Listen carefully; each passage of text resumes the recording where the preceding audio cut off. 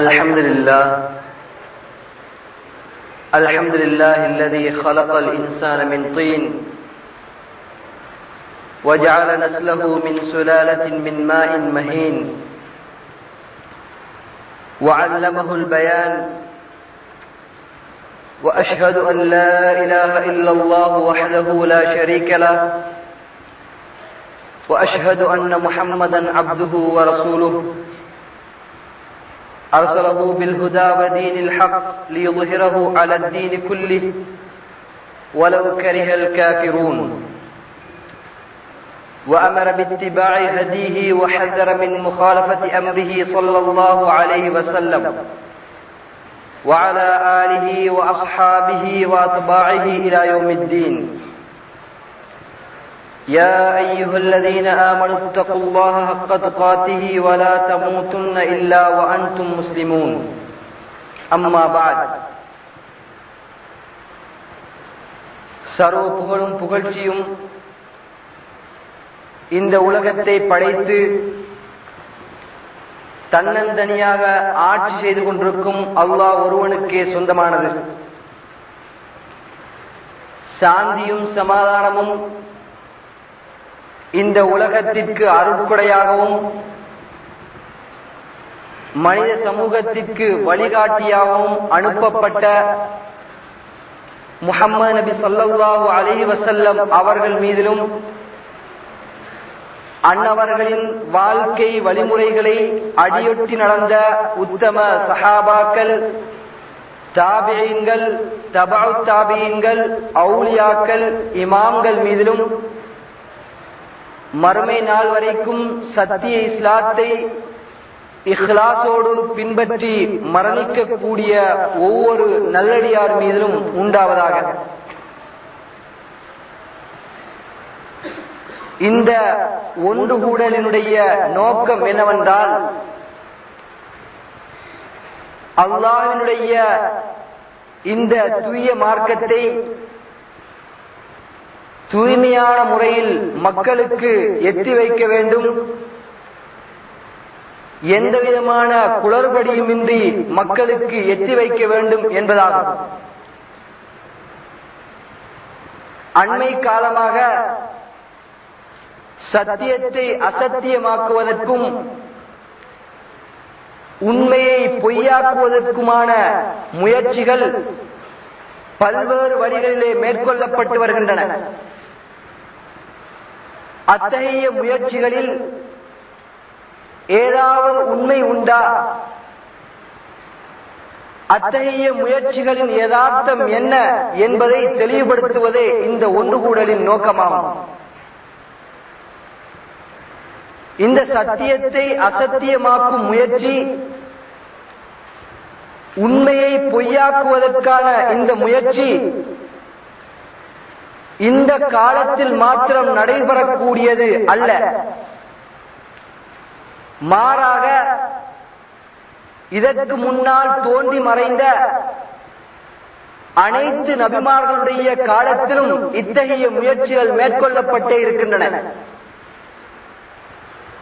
அந்த தொடரில் இறுதியாக முஹம்மது நபி ஸல்லல்லாஹு அலைஹி வஸல்லம் அவர்கள் நபியாக அனுப்பப்பட்டார்கள். அவர்களுக்கு சத்தியம் வழங்கப்பட்டது,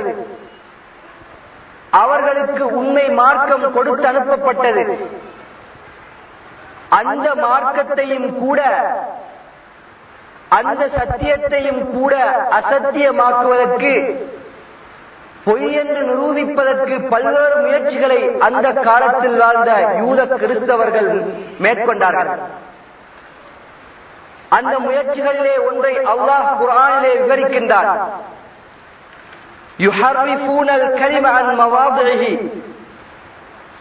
யூத கிறிஸ்தவர்கள் அல்லாஹ்வினுடைய வார்த்தைகளை அதற்கே உரிய இடங்களை விட்டு மாற்றி கூறிக்கொண்டிருந்தார்கள்.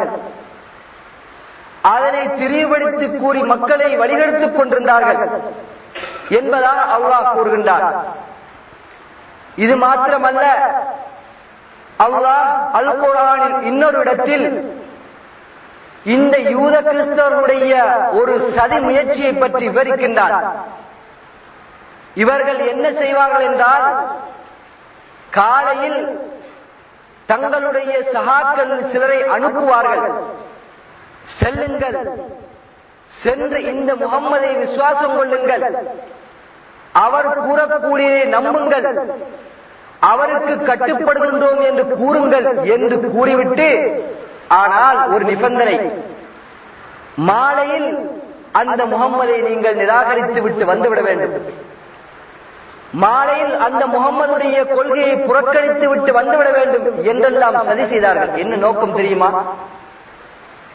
இந்த சத்தியத்தில் இணைந்திருக்கக்கூடிய முஸ்லிம்களை, சத்தியத்தில் இணைந்திருக்கக்கூடிய முஃமின்களை ஒரு குழப்பத்தில் ஆழ்த்திவிட வேண்டும், அவர்களுக்கு மத்தியில் சந்தேகமான ஒரு நிலையை உருவாக்கிவிட வேண்டும். காலையில் நுழைந்த இவர்கள் மாலையில் இந்த கொள்கையை விட்டும் அப்புறப்பட்டு விட்டார்கள் என்றால் இந்த கொள்கையில் உண்மை இல்லை, இந்த முகம்மது கூறக்கூடியது சத்தியம் அல்ல, முகம்மது கூறக்கூடியது ஒரு பொய்யான மார்க்கம் என்ற ஒரு எண்ணத்தை உருவாக்குவதற்காக வேண்டி இத்தகைய முயற்சிகளில் ஈடுபட்டார்கள். எந்த நாவுகளினால் உண்மையாளர், அமீன், நம்பிக்கைக்குரியவர் என்று சொன்னார்களோ, மிகச்சிறந்த பட்டங்களை வழங்கினார்களோ, நபி முஹம்மது ஸல்லல்லாஹு அலைஹி வஸல்லம் அவர்களுக்கு நபித்துவம் வழங்கப்பட்டதன் பிறகு அவரை சாஹிர், சூனியக்காரர், மஜ்னூன், பைத்தியக்காரர் என்ற தீய பெயர்களை அவர்களுக்கு வழங்கினார்கள். அதே நாள்களினால் தீய பெயர்களை மொழிய ஆரம்பித்தார்கள். இதனை அல்லாஹு தஆலா குர்ஆனில் ஒரு இடத்திலே சொல்கின்றார், நூன் வல் கலமி வமா யஸ்துரூன், எழுதுகோலின் மீதும் அவர்கள் எழுதக்கூடியவற்றின் மீதும் சத்தியமாக, மா அன்த பிநிஅமத்தி ரப்பிக பிமஜ்னூன், நபியே, அல்லாஹ்வுடைய அருளை கொண்டு நீங்கள் ஒரு பைத்தியக்காரர் அல்ல. வ இன்னக லஅலா குலுகின் அதீம், நிச்சயமாக நீங்கள் அல்லாஹ்வுடைய மகத்தான நட்பண்பில் இருந்து கொண்டிருக்கின்றீர்கள் என்பதாக அல்லாஹ் நபியை புகழ்ந்து கூறுகின்றார். இப்படியான தீய முயற்சிகளிலே ஈடுபட்டு அந்த சத்தியத்தை பின்பற்றிக் கொண்டிருந்த அந்த முஸ்லிம்களை திசை திருப்புவதற்கு முயற்சி செய்தார்கள். இதே போன்றுதான் பின்னால் வரக்கூடிய இந்த சத்திய கூட்டத்திலும் நடைபெறும். அந்த சத்தியத்திலே இணைந்திருக்கக்கூடிய உண்மையான முஸ்லிம்களை, உண்மையான முஃமின்களை திசை திருப்புவதற்கு சில தீய சக்திகள் காணப்படும். பல்வேறு வழிகளிலே முயற்சி செய்வார்கள். நீங்கள் எச்சரிக்கையாக இருந்து கொள்ள வேண்டும் என்று ஸல்லல்லாஹு அலைஹி வஸல்லம் அவர்கள் முன்னெச்சரிக்கையாக 1400 வருடங்களுக்கு முன்னால் கூறி சென்று விட்டார்கள். அது என்ன? அபூதாவுதிலே வரக்கூடிய ஒரு ஹதீஸ், சஹீஹான ஒரு ஹதீஸ். ஸல்லல்லாஹு அலைஹி வஸல்லம் அவர்கள் சொன்னார்கள், இன்னமா அகாஃபு அலைக்கும் அல் அஇம்மத்தல் முதில்லீன், நிச்சயமாக நான் உங்கள் மீது வழிகெடுக்கக்கூடிய, சத்தியத்தை விட்டும் அதாவது மக்களை திருப்பக்கூடிய இந்த வழிகட்ட அறிஞர்களை, வழிகட்ட தலைவர்களை விடயத்தில் அஞ்சுகின்றேன், நீங்கள் எச்சரிக்கையா இருந்து கொள்ளுங்கள் என்பதாக ஸல்லல்லாஹு அலைஹி வஸல்லம் அவர்கள் எச்சரிக்கையா ஒரு செய்தியை கூறிவிட்டு சென்று விட்டார்கள். அந்த வழிகெடுக்கக்கூடிய தலைவர்களின் முயற்சிகளிலே ஒன்றுதான் ஜமாத் என்ற ஒன்று இப்போது அவசியமில்லை, பைஅத் என்ற ஒன்று இப்போது அவசியமில்லை, இமாம் என்ற ஒருவர் இப்போது தேவையில்லை என்று ஒரு வாதத்தை முன்வைக்கின்றார்கள். அது எப்போது? அது ஹிலாபத்தில் தான். ஹிலாபத்தில் தான் இமாம் என்ற ஒருவர் இருப்பார், ஹிலாபத்தில் தான் பைஅத் செய்யப்பட வேண்டும் என்ற ஒரு வாதத்தை, என்ற ஒரு பிழையான ஒரு சதி முயற்சியை செய்து கொண்டிருக்கின்றார்கள். முதலில் மக்களாகிய நீங்கள் இந்த வானலையின் மூலம் இந்த உரைகளை செய்மடுத்துக் கொண்டிருக்கக்கூடிய நேர்கள் தெரிந்து கொள்ள வேண்டும். இந்த சத்தியத்தை பல்வேறு சிரமங்களுக்கு மத்தியில், பல்வேறு கஷ்டங்களுக்கு மத்தியில், பல்வேறு துன்ப துயரங்களை பொறுத்துக் கொண்டு சகித்துக் கொண்டு சொல்ல வேண்டிய எந்த அவசியம் இல்லை. ஏன்? நாங்கள் உலகத்தில் இன்பமாக வாழ்கின்றோம் இல்லை. இவர்களுக்கு போன்று பல்வேறு அரபு நாடுகளில் இருந்து எங்களுக்கு பணங்கள் வருவதில்லை. வாகனங்கள் பெரும்பெரும் சுவமிக்க இன்பமான வாகனங்களிலே நாங்கள் செல்கின்றோம் இல்லை. இப்படி இருக்கும் போது அதுவும் ஒரு பிழையான ஒரு கொள்கையை மக்களுக்கு மத்தியில் முன்வைக்க வேண்டிய அவசியம்தான் என்ன? மக்களாகிய நீங்கள் முதலிலே தெரிந்து கொள்ள வேண்டும். எனவே பைஅத் என்ற ஒன்று ஹிலாஃபத்தில் தான் அவசியம். இமாம் என்பவர் அவர் ஹிலாஃபத் உடையவராகத்தான் இருப்பார். அத்தகையவருக்குத்தான் பைஅத் செய்ய வேண்டும். அப்படி ஹிலாஃபத் இல்லாத போது இமாம் என்பவர் ஒருவர் இருக்க மாட்டார். பைஅத் என்பது ஒன்று கிடையாது என்று அவர்கள் ஒரு வாதத்தை முன்வைக்கின்றார்கள். அந்த வாதத்திற்கு சஹீஹ் முஸ்லிமிலே வரக்கூடிய பின்வரும் ஹதீஸை ஆதாரமாக காட்டுகின்றார்கள். அந்த ஹதீஸை நான் வாசித்து காட்டுகின்றேன். இன்னமல் இமாமு ஜுன்னா, ஸல்லல்லாஹு அலைஹி வஸல்லம் அவர்கள் சொன்னார்கள், நிச்சயமாக இமாம் என்பவர் ஒரு கேடயம். யுகாத்தலு மின் வராஇஹி, அவருக்கு பின்னால் இருந்து கொண்டு யுத்தம் செய்யப்படும். வயுத்தகா பிஹி, அந்த இமாமின் மூலம் ஏழைய மக்கள் பாதுகாக்கப்படுவார்கள். ஃபஇன் அமர பித்தக்வல்லாஹி அஸ்ஸ வஜல் வஅதல், அந்த இமாம் அல்லாஹ்வுடைய அச்சத்தை கொண்டு ஏவி வஅதல் நீதம் செலுத்துவாரேயானால் கான லஹு பிதாலிக அஜ்ர், நிச்சயமாக அவருக்கு இதற்கான கூலி வழங்கப்படும். வஇயமுர் பிகைரிஹி, மக்களுக்கு நல்லதை ஏவாமல் பாவமான காரியங்களை கொண்டு ஏவுவாரேயானால் கான அலைஹி மின்ஹு, அதற்கான பாவம் அவருக்கு வழங்கப்படும் என்ற ஒரு ஹதீஸை ஸல்லல்லாஹு அலைஹி வஸல்லம் அவர்கள் சொல்லுகின்றார்கள். இந்த ஹதீஸிலிருந்து சொல்லுகின்றார்கள், இவர்கள் இந்த வழிகட்ட தலைவர்கள், வழிகட்ட அறிஞர்கள், இமாம் என்ற ஒரு கேடயமாக இருக்க வேண்டும். அவருக்கு பின்னால் யுத்தம் செய்யப்பட வேண்டும். அவருக்கு ஆயுத பலங்கள் இருக்க வேண்டும். படை பட்டாளங்கள் இருக்க வேண்டும். அத்தகைய ஒரு இமாமுக்கு பைஅத் செய்யாவிட்டால் தான் அவர் ஜாஹிலியத்திலே மரணிப்பார், அவர் குஃப்ரியத்தான மரணத்தை தழுவார் என்ற ஒரு வாதத்தை முன்வைக்கின்றார்கள் இந்த ஹதீஸின் மூலமாக. இது இமாமுக்கு சொல்லப்பட்ட ஒரு வரைவிலக்கணம் என்று அவர்கள் கருதுகின்றார்கள். ஆனால் பைஅத் செய்யப்படக்கூடிய இமாமுக்கு கூறப்பட்ட ஒரு வரைவிலக்கணம், ஒரு தாரீஃப் அல்ல இது. மாறாக இது ஒரு வஸ். இமாம் எப்படி நடக்க வேண்டும், எப்படி எதிர்காலத்தில் இருக்க வேண்டும், மக்களை எப்படி பாதுகாக்க வேண்டும் என்ற ஒரு பண்பை, என்ற ஒரு வர்ணனையை காட்டக்கூடிய ஒரு ஹதீஸே தவிர பையத்துக்கால் நிபந்தனை இடக்கூடிய ஒரு ஹதீஸ் அல்ல இது. அப்படி அந்த ஹதீஸை அவர்கள் தாரீஃப் வரைவிலக்கணமாக கருதுவார்களே, ஆனால் பின்வரும் சில ஹதீஸ்களையும் அவர்கள் வரைவிலக்கணமாக கருத வேண்டிய ஒரு நிலை வரும். அப்படி அந்த ஹதீஸ்களை வரைவிலக்கணமாக, நான் சொல்ல போகின்ற ஹதீஸ்களை வரைவிலக்கணமாக கருதுவார்களே, ஆனால் பெரும் சிரமம் ஏற்பட்டுவிடும். மார்க்கத்தில் உலகத்தில் உள்ள அநேகமானோர் முஸ்லிம்களாய் விடுவார்கள். அவர்களுக்கு சலாம் கூற வேண்டிய ஒரு நிலை வந்துவிடும். அவர்களுக்கு ஜனாஸா தொழுகை நடாத்த வேண்டிய ஒரு நிலைமை வந்துவிடும். அந்த ஹதீஸ் என்ன? ஸல்லல்லாஹு அலைஹி வஸல்லம் அவர்கள் சொன்னார்கள், அல் முஸ்லிமு மன் சலிமல் முஸ்லிமூன் மின் லிசானிஹி வ யதிஹி. ஒரு முஸ்லிம் யார் என்றால் பிற முஸ்லிம்கள் அவனுடைய நாவிலிருந்தும் அவனுடைய கையிலிருந்தும் கரத்திலிருந்தும் ஈடேற்றம் பெற்றிருப்பார்கள். அவன்தான் முஸ்லிம். தன்னுடைய கரத்தினால் ஏழையோருக்கு அநியாயம் செய்ய மாட்டான், ஏழையவர்களை அடிக்க மாட்டான், துன்புறுத்த மாட்டான். தன்னுடைய நாவினால் யாரையும் ஏச மாட்டான், திட்ட மாட்டான். அவன் ஒரு முஸ்லிம் என்பதாக சொல்லுகின்றார்கள். அப்படி என்றால் ஒருவர் ஒரு முஸ்லிமை ஏசுகின்றார், ஒரு முஸ்லிமை அடித்து விடுகின்றார், ஒரு முஸ்லிமை இழிவான வார்த்தைகளினால் திட்டி விடுகின்றார் என்றால் அவர் முஸ்லிம் அல்லையா? அவர் ஒரு முஸ்லிம் இல்லை. எங்களிலே அதிகமானவர்கள் இந்த ஹதீஸின் படிக்கு முஸ்லிம் இல்லை என்ற ஒரு நிலையாகிவிடும். சில நேரங்களில் ஏசி விடுகின்றோம், சில நேரங்களில் திட்டி விடுகின்றோம், சில நேரங்களில் ஒரு முஸ்லிமை இழிவான வார்த்தைகளினால் ஏசி விடுகின்றோம்.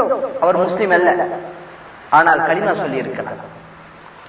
அதே போன்று இதனையும் அவர்கள் வரைவிலக்கணமாக எடுத்தால் எத்தனை யூதர்கள், எத்தனையோ கிறிஸ்தவர்கள், எத்தனையோ பௌத்தர்கள், எத்தனையோ இந்துக்கள் இருக்கின்றார்கள். அவர்கள் யாருக்கும் அநியாயம் செய்வதில்லை, யாரையும் ஏசுவதில்லை, யாருக்கும் அடிப்பதில்லை. அப்படி என்றால் அவர்கள் எல்லாம் முஸ்லிம்களா? ஏன்? இந்த உலகமே இயற்கையாக இயங்கிக் கொண்டிருக்கின்றது. உலகத்தில் உள்ள அனைத்து பிரபஞ்சங்களும் இயற்கையாக உருவானவை. உலகம் இயற்கையாக இயங்கிக் கொண்டிருக்கின்றது என்று பிழையான கொள்கையை முன்வைக்கக்கூடிய நாஸ்தியவாதிகள் கூட அவர்களிடம் இத்தகைய நல்ல பண்புள்ளவர்கள் இருக்கத்தான் செய்கின்றார்கள். அவர்கள் முஸ்லிம்கள்.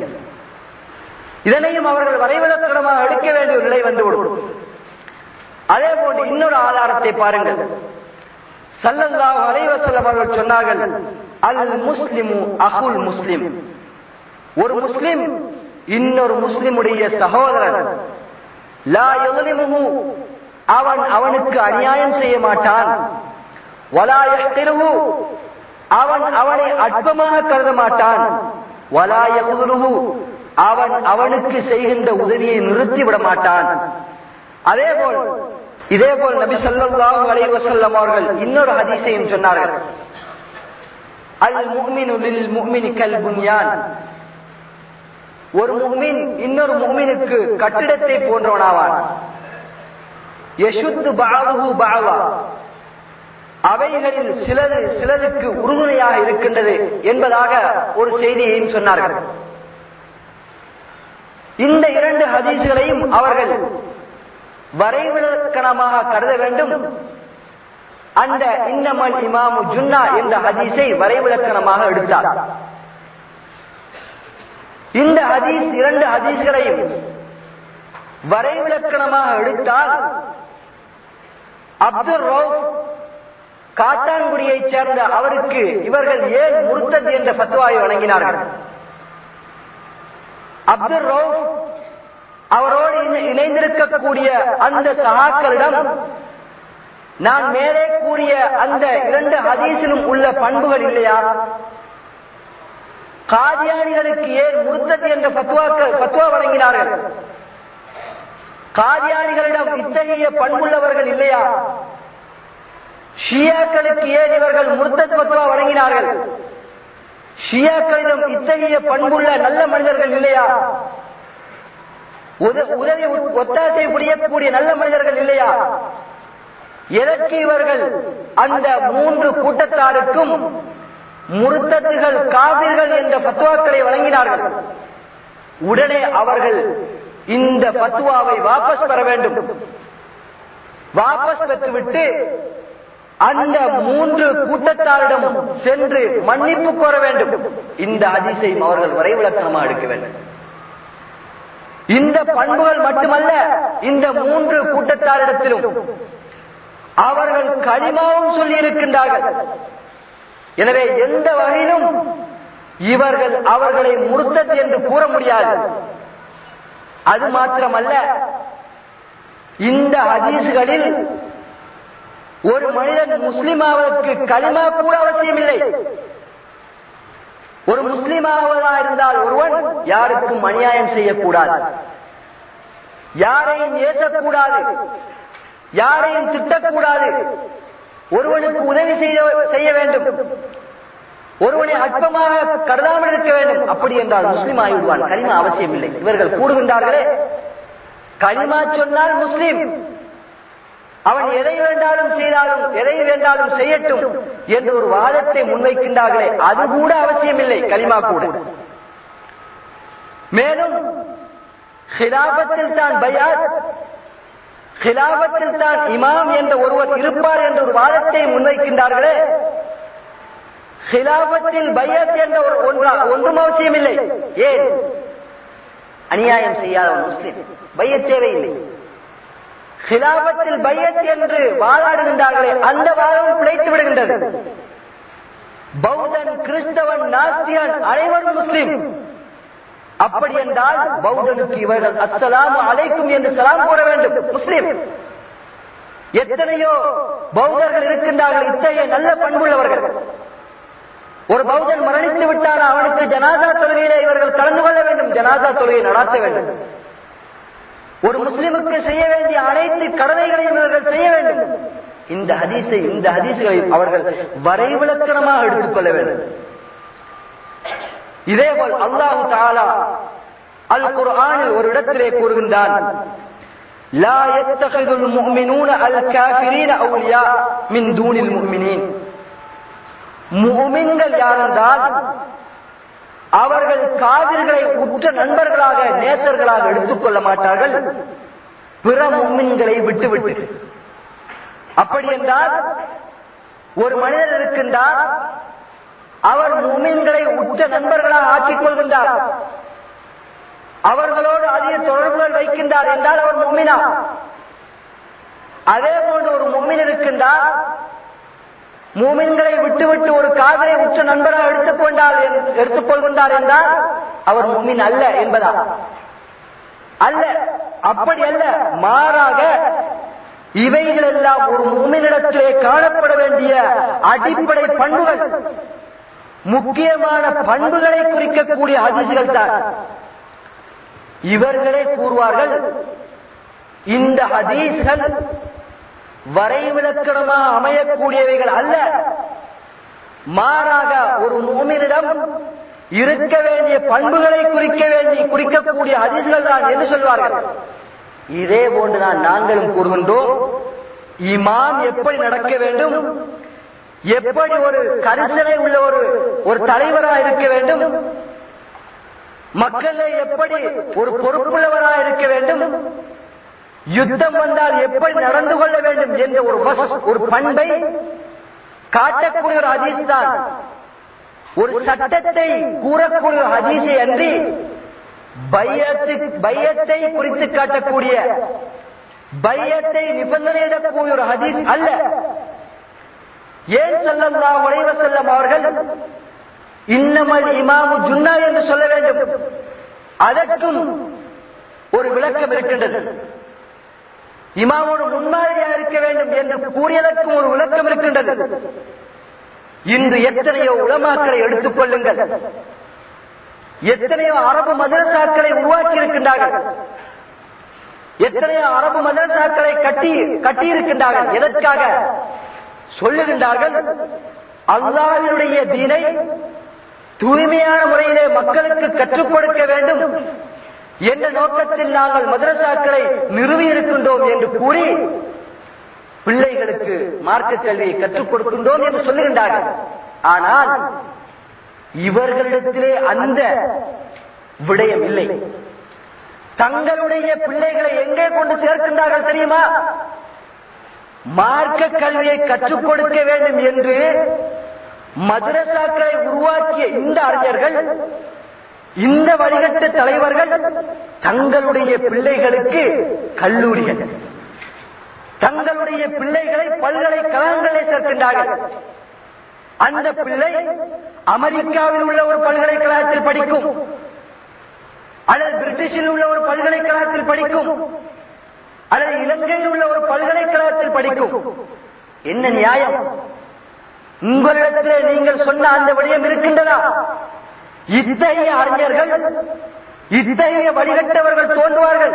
இப்படி ஒரு முஸ்லிம்களை வழிநடத்தக்கூடிய ஒரு இமாம், ஒரு தலைவர் இருக்க முடியாது.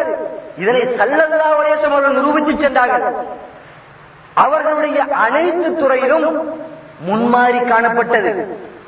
எனவேதான் அல்லாஹ் அந்த ஸல்லல்லாஹு அலைஹி வஸல்லம் அவர்களை மறுமை நாள் வரைக்கும் பின்பற்றப்படக்கூடிய ஒரு மனிதராக, முன்மாதிரி மிக்க ஒரு மனிதராக ஆக்கியிருக்கின்றார். லக்கத் கான லக்கும் ஃபீ ரசூலில்லாஹி உஸ்வத்துன் ஹஸனா. நிச்சயமாக அல்லாஹ்வுடைய தூதரிலே உங்களுக்கு அழகிய முன்மாதிரி உண்டு என்பதாக கூறுகின்றார். ஏன்? அனைத்து துறையிலும் அவர்களிலே முன்மாதிரி காணப்பட்டது.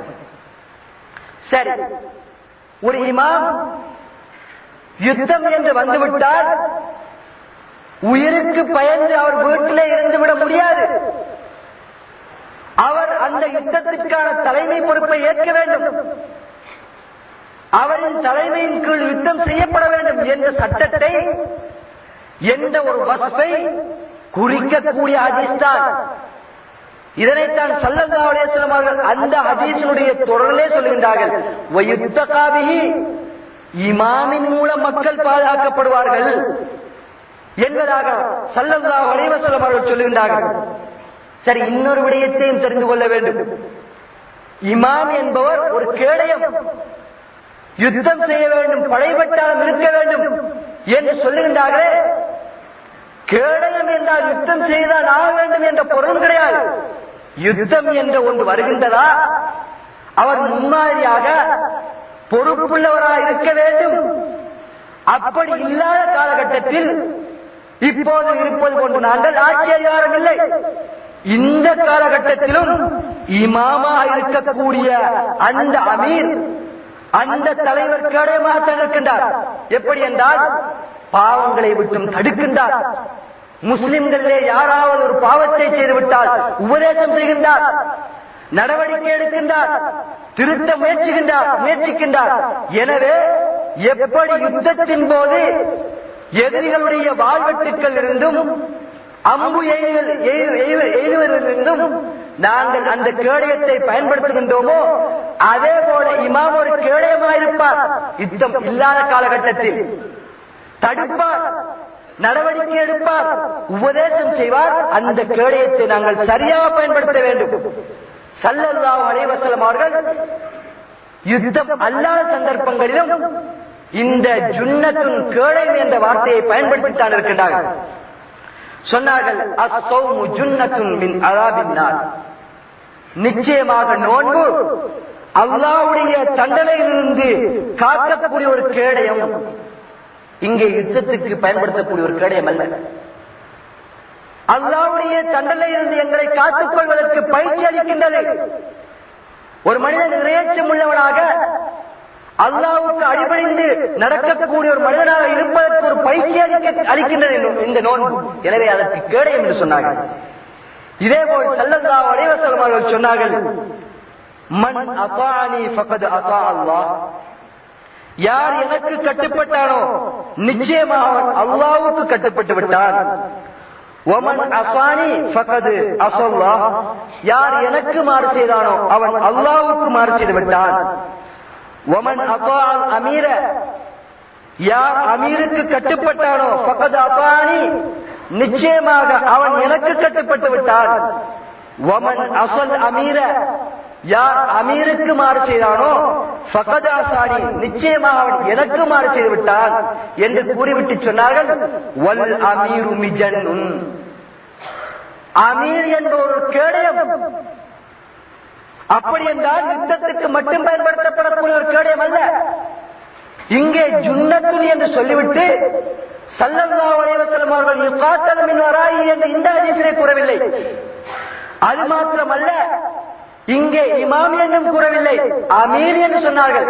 அமீர் ஒரு கேடயம். அப்படி என்றால் இங்கே என்ன அர்த்தம்? பாவங்கள் இருந்து காப்பார் முஸ்லிம்களை. முஸ்லிம்கள் பாவங்கள் செய்கின்ற போது தடுத்து நிறுத்துவார், நடவடிக்கை எடுப்பார், உபதேசம் செய்வார். இத்தகைய பண்புள்ளவராக, இத்தகைய ஒரு கேடயமாக அந்த இமாம் இருப்பார், அந்த அமீர் இருப்பார்.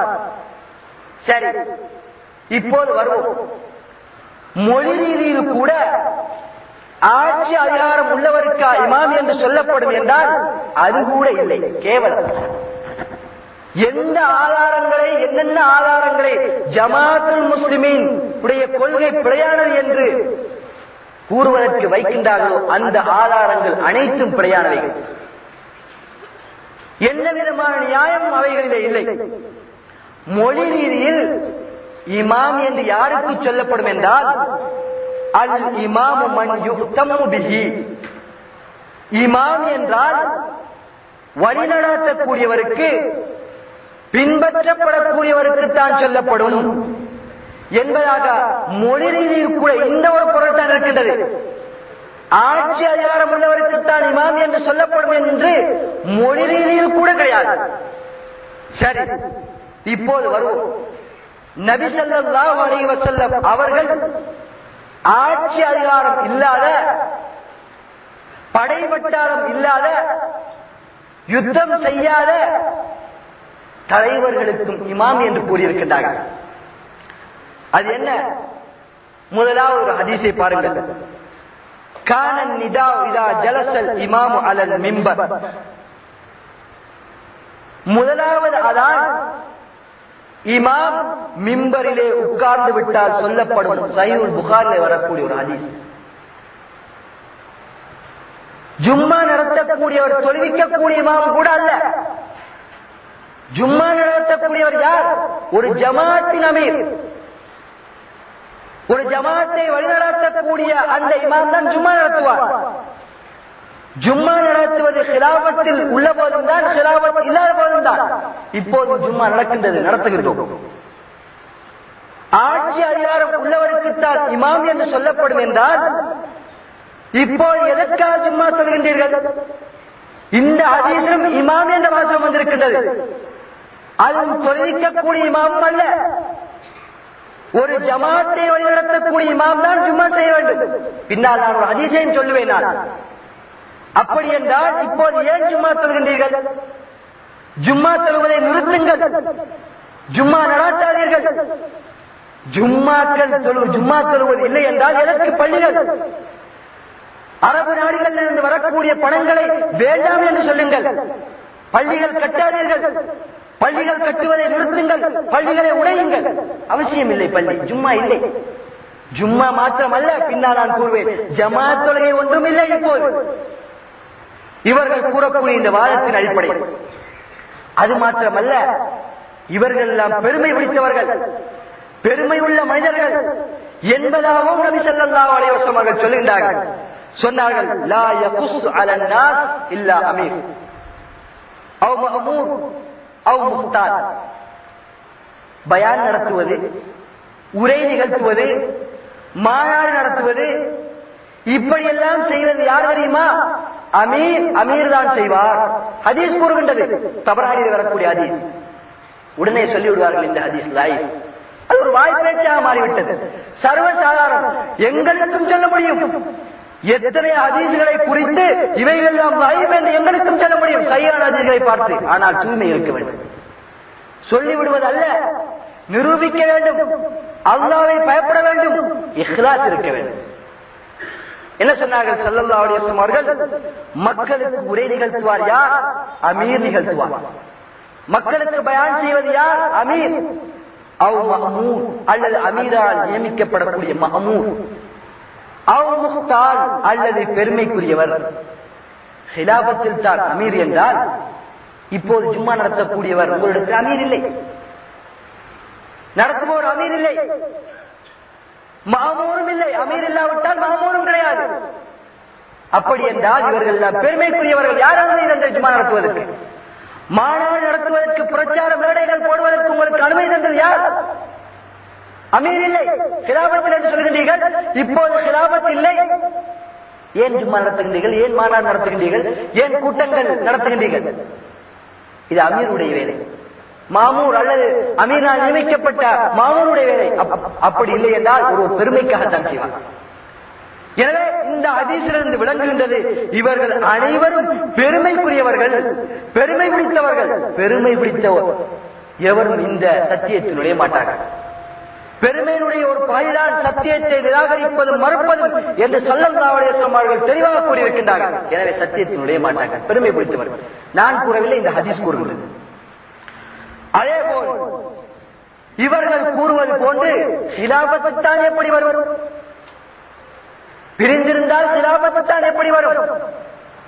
ஒரு கூட்டமா ஒரு தலைவருக்கு இருப்பதன் மூலம் தான் ஹிலாபத் வரும். ஒவ்வொரு மனிதனுடைய சிந்தனையும், ஒவ்வொரு மனிதனுடைய அறிவை ஏற்றுக்கொள்ளும். பின்னால் விவரத்தை நான் கூறுவேன். இதே போல் இன்னொரு ஹதீஸை ஸல்லல்லாஹு அலைஹி வஸல்லம் சொன்னார்கள், ஃபைதா ஹரஜல் இமாமு தவவு சுஹஃபஹும். அந்த இமாம், ஜும்மா பிரசங்கம் செய்யக்கூடிய அந்த தலைவர் வந்துவிட்டால் மலக்குமார்கள் எல்லாம் தங்களுடைய அந்த பிரதிகளை தாள்களை சுருட்டிக் கொள்கின்றார்கள். இதுவும் நான் மேலே கூறிய அந்த ஹதீஸோடு தொடர்புபட்டது. இன்னொரு ஹதீஸையும் ஸல்லல்லாஹு அலைஹி வஸல்லம் அவர்கள் சொன்னார்கள், இதா ஸல்லல் இமாமு ஜாலிஸன் ஃபஸல்லூ ஜுலூஸா, இமாம் உட்கார்ந்து தொழுதால் நீங்கள் அனைவரும் உட்கார்ந்து தொழுங்கள். வஃபீ ரிவாயத்தின் மற்றொரு அறிவிப்பில், இதா ரக்கஅல் இமாம் ஃபர்கஉ, இமாம் ருக்கு செய்தால் ருக்கு செய்யுங்கள். இப்படியாக எத்தனை ஹதீஸ்கள் வருகின்றன. இங்கே ஸல்லல்லாஹு அலைஹி வஸல்லம் அவர்கள் தொழுகை நடத்தக்கூடியவருக்கு இமாம் என்று கூறியுள்ளார்கள். அப்படி என்றால் இப்போது ஜமாத் தொழுகை நடைபெறுகின்றது. ஜமாத் தொழுகையை நீங்களும் நடத்துகின்றீர்கள், நாங்கள் நடத்துகின்றோம். ஜமாத் தொழுகையை நடத்தக்கூடிய எந்த இமாமுக்கு ஆட்சி அதிகாரம் இருக்கின்றது? எந்த இமாமுக்கு ஆயுத பலம் இருக்கின்றது? எந்த இமாமுக்கு பின்னால் படைபட்டாலும் இருக்கின்றது? காட்டுங்கள் பார்க்கலாம். இல்லை. எனவே ஜமாத் தொழுகை நடாத்த முடியாது. ஜமாத் தொழுகையும் ஹிலாபத்தில் தான். சொல்லுங்கள், அல்லது உங்களுடைய கருத்துக்களை வாபஸ் பெறுங்கள். பள்ளிகளை உடையுங்கள், பள்ளிகள் கட்டுவதை நிறுத்துங்கள். அப்படி என்றால் ஜமாத் என்ற ஒன்று அவசியமில்லை. ஹிலாபத்தில் தான் ஜமாத் என்றால் ஜமாத் தொழுகை அவசியமில்லை என்ற விடயத்துக்கான விவரத்தை பின்னால் நான் விவரிப்பேன். அதே போல சரி, இமாம் என்றால் யாருக்கு சொல்லப்படும்? நான் தெளிவாக அழகான முறையில் சொல்லிவிட்டு, இமாம் என்றால் பின்பற்றப்படக்கூடியவருக்கு, வழிநடத்தக்கூடியவருக்குத்தான் இமாம் என்று சொல்லப்படும். அவருக்கு ஆட்சி அதிகாரம் இருக்கும், இல்லாமலும் இருக்கும். இது மொழி ரீதியான பொருளும் கூட, குர்ஆன் சுன்னா ஒளியிலும் இதுதான் சரியானது. இதே போல நபி ஸல்லல்லாஹு அலைஹி வஸல்லம் அவர்கள் இன்னொரு ஹதீஸையும் சொல்லுகின்றார்கள். நான் உரையினுடைய ஆரம்பத்தில் அந்த ஹதீஸை நான் உங்களுக்கு வாசித்து காட்டினேன். அது என்ன? وَإِنَّمَا أَخَافُ عَلَيْكُمْ الْأَئِمَّةَ الْمُضِلِّينَ, நிச்சயமா நான் உங்கள் மீது வழிகெடுக்கக்கூடிய தலைவர்களை, உலமாக்களை பயப்படுகின்றேன். எச்சரிக்கையாக இருந்து கொள்ளுங்கள். இந்த ஹதீஸ் தெளிவாக காட்டுகின்றது, பிரிவுகள் உள்ள காலத்தில் தான் வழிகெடுக்கக்கூடிய தலைவர்கள், வழிகெடுக்கக்கூடிய அறிஞர்கள் இருப்பார்கள். ஹிலாபத் இருக்கின்ற போது வழிகெடுக்கக்கூடிய அறிஞர்கள் உருவாக முடியாது, வழிகெடுக்கக்கூடிய தலைவர்கள் உருவாக முடியாது. எப்படி அலி ரலியல்லாஹு அன்ஹு அவருடைய ஆட்சி காலத்தில் சில தீய கருத்துக்களை கூறி வழிகெடுக்கக்கூடிய ஒரு கூட்டம் உருவான போது அந்த கலீஃபா வெட்டினார்களோ, அதே போன்று வழிகெடுக்கக்கூடிய அறிஞர்கள் ஹிலாபத் உள்ள போது உருவாகுவார்களே, ஆனால் அந்த கலீஃபா வெட்டுவார். இதிலிருந்து என்ன விளங்குகின்றது? வழிகெடுக்கக்கூடிய அறிஞர்கள் எப்போது இருப்பார்கள்? தலைவர்கள் எப்போது இருப்பார்கள்? ஹிலாபத் இல்லாத போது. எனவே இங்கேயும் ரசூலுல்லாஹி ஸல்லல்லாஹு அலைஹி வஸல்லம் அவர்கள் இமாம் என்ற சொல்லைத்தான் பயன்படுத்தி இருக்கின்றார்கள். இதனை தெளிவாக சொல்லுகின்றார்கள். வழிகெடுக்கக்கூடிய ஹிலாபத் உள்ள போது வழிகெடுக்கக்கூடிய தலைவர்கள், அறிஞர்கள் உருவாக முடியாது. சொன்னார்கள், இதா பூயி அல் கலீஃபத்தை ஃபக்துலு அல் ஆகிர மின்ஹுமா, இரண்டு கலீஃபாக்களுக்கு பைஅத் செய்யப்பட்டால் இரண்டாவது நபரை நீங்கள் வெட்டுங்கள். உருவாக முடியாத ஒரு தலைவர் உருவாகி புதிய கருத்துக்களை சொல்ல முடியாது. ஒரு அறிஞர் உருவாகி புதிய கருத்துக்களை சொல்ல முடியாது. அந்த மக்களை பிரிக்க முயற்சிக்க முடியாது. இதற்கும் ஒரு விளக்கத்தை சொல்லுகின்றார்கள். ஹலீஃபாவுக்குத்தானே வெட்டும்படி கட்டளை வந்திருக்கின்றது. ஒரு ஹலீஃபா இருக்கும் போது இன்னொரு ஒரு பையத் எடுத்தால் அந்த ஹலீஃபாவுக்கு கட்டளை வெட்டுங்கள். எனவே பையத் என்ற ஒன்று வெட்டக்கூடிய அதிகாரம் உள்ள ஹலீஃபாவுக்குத்தான் என்பதாக ஒரு வாதத்தை முன்வைக்கின்றார்கள். இதனுடைய விளக்கத்தையும் பின்னால் சொல்வேன்.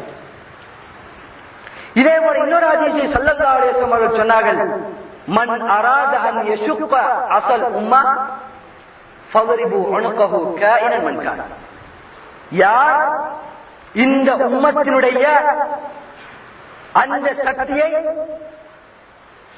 ஒரு கூட்டமாக இருக்கக்கூடிய அந்த முஸ்லிம்களை பிரிக்க விரும்புகின்றானோ அவனுடைய கழுத்தை நீங்கள் வெட்டுங்கள். யாரா இருந்தாலும் சரி, அன்சார் மௌலவியா இருந்தாலும் சரி, முகமது மௌலவியா இருந்தாலும் சரி, இந்த சத்தியத்திலிருந்து வெளியேறிய நாசரா இருந்தாலும் சரி, வெட்டுங்கள் கழுத்தை.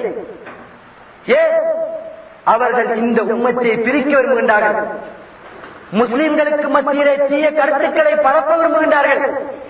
எனவே இது எதை காட்டுகின்றது? கிலாபத்தில் ஒரு இமாம் உருவாக முடியாது, ஒரு அறிஞர் உருவாகி இப்படியான பிரச்சாரங்கள் செய்ய முடியாது, தீர்த்து கட்டுவார். யதார்த்தத்திலே பார்க்கின்றோம், எங்களுக்கு நிதர்சனமாக நாங்கள் பார்க்கின்றோம். இன்று எத்தனை தலைவர்கள், எத்தனைய பிரிவுகள்.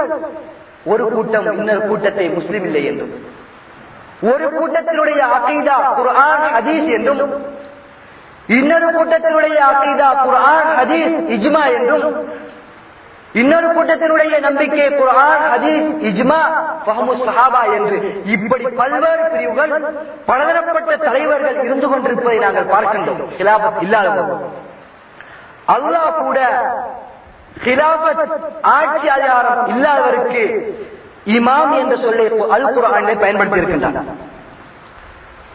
அல்லாஹ் சொல்லுகின்றான், யௌம நத்உ குல்ல உனாஸின் பிஇமாமிஹிம், நாங்கள் ஒவ்வொரு மனிதர்களையும் அந்த மறுமை நாளில் அவர்களுடைய இமாம்களோடு அழைப்போம். ஃபமன் ஊத்திய கிதாபஹு பியமீனிஹி, எவனுடைய அந்த பட்டோலை அவனுடைய வலது கையிலே கொடுக்கப்படுகின்றதோ ஃபஉலாயிக யக்ரஊன கிதாபஹும், அத்தகையோர் தங்களுடைய அந்த பட்டோலையை வாசிப்பார்கள். வலா யுظلمون ஃபதீலா, அவர்கள் கடுகு பிரமாணமும் அநியாயம் செய்யப்பட மாட்டார்கள். அல்லாஹ் அல் குர்ஆனிலே கூறுகின்றான். இங்கே வரக்கூடிய இமாம் ஆட்சி அதிகாரமுடைய இமாம் அல்ல, வழிநடாத்திய, தலைமை தாங்கிய, மக்களுடைய காரியங்களை பொறுப்பேற்றிருந்த அந்த தலைவர்களோடு அந்த மக்கள் வருவார்கள். ஆட்சி அதிகாரத்தை குறிக்கக்கூடிய இமாம் அல்ல இது. அல்லாஹ் கூட அல் குர்ஆனில் ஆட்சி அதிகாரம் இல்லாதவருக்கு இமாம் என்று கூறியிருக்கின்றார். இதே போல ஆட்சி அதிகாரம் இல்லாதவருக்கு இமாம் என்று சொல்லப்படும், நிச்சயம் அவருக்கு பைஅத் செய்ய வேண்டும் என்பதற்கு இறுதியாக இந்த தலைப்பினுடைய ஆய்வுக்குரிய இறுதியாக ஒரு ஆதாரத்தை சொல்லுகின்றேன். நபி ஸல்லல்லாஹு அலைஹி வஸல்லம் அவர்கள் சொன்னதாக சொல்லுகின்றார்கள். அபு இத்ரீஸ் அல் ஹவுலானி சொல்லுகின்றார்கள், சமிஅது ஹுதைஃபத் பின் யமான் யகூல், ஹுதைஃபத் பின் யமான் கூற நான் செவியுற்றேன், கான الناس يسألون رسول الله صلى الله عليه وسلم عن الخير, மக்கள் எல்லாம் ரசூலுல்லாஹி ஸல்லல்லாஹு அலைஹி வஸல்லம் அவர்களிடத்தில் நலவை பற்றி கேள்வி கேட்டுக் கொண்டிருந்தார்கள். وكنت اسأله عن الشر, நானோ தீங்கு வரக்கூடாது, தீமையை பற்றி ரசூலுல்லாஹி ஸல்லல்லாஹு அலைஹி வஸல்லம் இடத்திலே கேட்டுக் கொண்டிருந்தேன். எதற்காக? தூய்மை இருந்தது, அல்லாஹ்வை பற்றி அச்சம் இருந்ததன் காரணமாகத்தான் அவர்கள் தீமையை பற்றி கேட்டுக் கொண்டிருந்தார்கள். பின்னால் நோக்கத்தையும் சொல்லுகின்றார்கள், மகாஃபத் அன் யுத்ரிகனி, அந்த தீமை என்னை வந்தடைந்து விடக் கூடாது என்ற அச்சத்தின் காரணமாக இப்படி நான் கேட்டுக் கொண்டிருந்தேன். ஃபகுல்து, நான் கேட்டேன், யா ரசூலல்லாஹ், அல்லாஹ்வின் தூதரே, இன்னா குன்னா ஃபீ ஜாஹிலியத்தின் வ ஷர்ரின், நிச்சயமாக நாம் ஜாஹிலியத்திலும் தீமைகள் நிறைந்த காலத்தில் இருந்தோம்.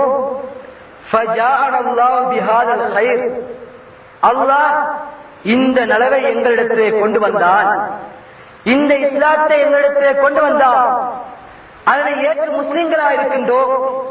ஃபஹல் பஅத ஹாதல் கைர் ஷர்ரு, இந்த நலவுக்கு பிறகு ஏதாவது தீங்கு கெடுதி வருமா? قال نعم, ஸல்லல்லாஹு அலைஹி வஸல்லம் அவர்கள் சொன்னார்கள், ஆம், கெடுதி வரும், தீமை வரும் என்றார்கள். ஃபகுல்து, மீண்டும் நான் கேட்டேன். இதனைத்தான் இவர்கள் சொல்லுகிறார்கள், ஹுதைபாவுக்கு ஏன் தேவையில்லாத வேலை, ஏன் கிண்டி கிண்டி கேட்க வேண்டும்?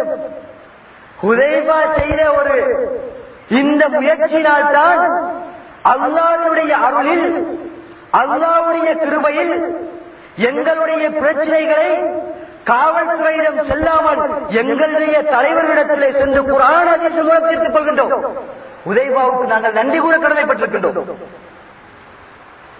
சொல்லுகின்றார்கள், காலனாம் ஆம், அதற்கு பிறகு நன்மை வரும். அதிலே ஒரு வகையான மயக்கம் காணப்படும். குல்து நான் கேட்டேன், தொடர்ந்தும் நான் கேட்டேன்.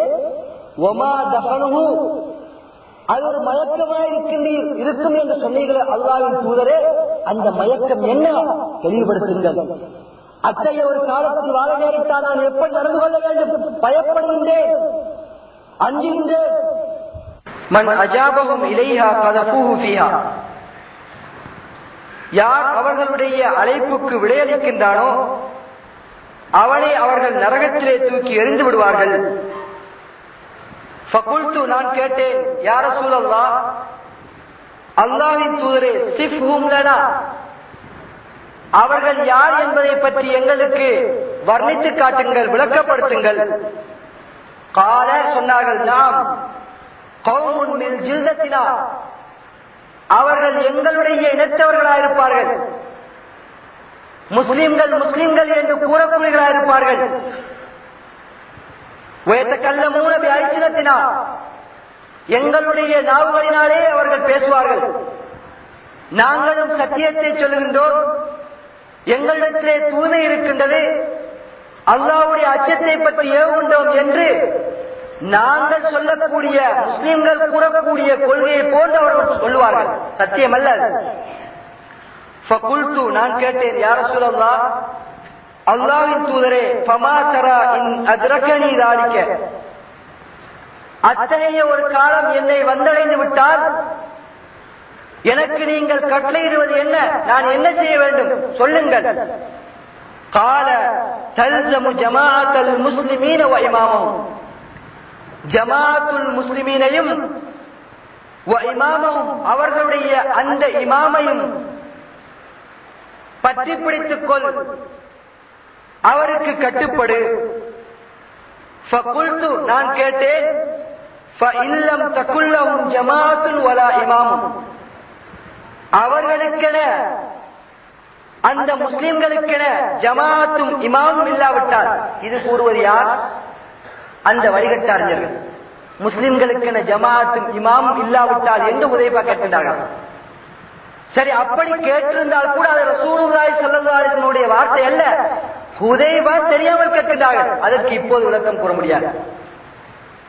கால், சொன்னார்கள் ஸல்லல்லாஹு அலைஹி வஸல்லம் அவர்கள், ஃபஅதஜில் தில்கல் ஃபிரக குல்லஹா, நீ அனைத்து பிரிவுகளை விட்டு ஒதுங்கிவிடு. வலவ் அன் தஅல்ல அலா அஸ்லி ஷஜரத்தின், மரத்தின் அடிப்பகுதியை, மரத்தின் வேரை கடித்துக் கொண்டிருக்கக்கூடிய நிலை வந்தாலும் பிரச்சனை இல்லை, பிரிவுகளோடு சேர்ந்து கொள்ளாதே, எல்லா பிரிவுகளை விட்டும் ஒதுங்கு. ஹத்தா யுத்ரிகல் மௌத் வ அன்த அலா ذلك, மரத்தின் வேரை கடித்துக் கொண்டிருக்கக்கூடிய நிலையில் உனக்கு மரணம் வருகின்றதா? பிரச்சனை இல்லை, பிரிவுகளோடு சேர்ந்து கொள்ளாதே, பிரிவுகளை விட்டும் ஒதுங்கி மரத்தின் வேரை கடித்துக் கொண்டிரு இரு என்று ஸல்லல்லாஹு அலைஹி வஸல்லம் அவர்கள் சொன்னார். இந்த ஹதீஸில் நபி ஸல்லல்லாஹு அலைஹி வஸல்லம் அவர்கள் துஆத்துன் அலா அப்வாபி ஜஹன்னம், நரகத்தின் வாயில்களில் இருந்து கொண்டு அழைக்கக்கூடிய அழைப்பார்கள் இருப்பார்கள் பிரிவுடைய காலத்தில். இத்தகையவர்களைத்தான் நான், இத்தகைய தலைவர்களைத்தான் நான் உங்கள் மீது அஞ்சுகின்றேன். பல்வேறு வழிகளிலே வழியெடுப்பார்கள். இது பிரிவுகள் உள்ள காலத்தில் தான், ஹிலாபத் உள்ள போதல்ல. தெளிவாக இந்த ஹதீஸ் காட்டுகிறது. தெளிவாக பிரிவுகள் காலத்தில் ஹிலாபத் இல்லாத போது ஹுதைபாவுக்கு நபி ஸல்லல்லாஹு அலைஹி வஸல்லம் அவர்கள் இடக்கூடிய கட்டளை என்ன?